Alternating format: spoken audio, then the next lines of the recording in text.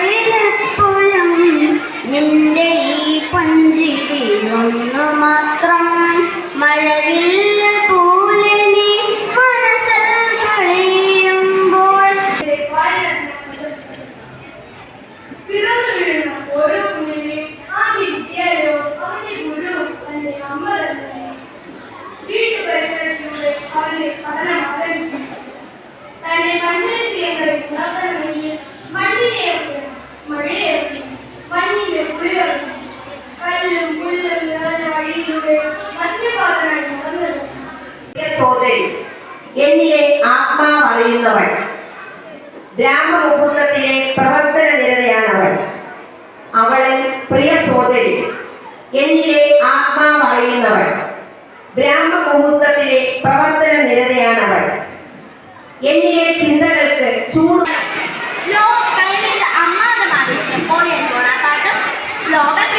Alexander ചക്രവർത്തിയും സ്വതന്ത്ര ഭാരതത്തിന്റെ പിതൃപദവിയിലെത്തിയ മഹാത്മാഗാന്ധിയും ഇന്ത്യയെ വീണ്ടെടുക്കാൻ സൈദ്ധാന്തികമായും ഭൗതികമായും സംഭാവനകൾ നൽകിയ സ്വാമി വിവേകാനന്ദനും അംബേദ്കറും നെഹ്റുവും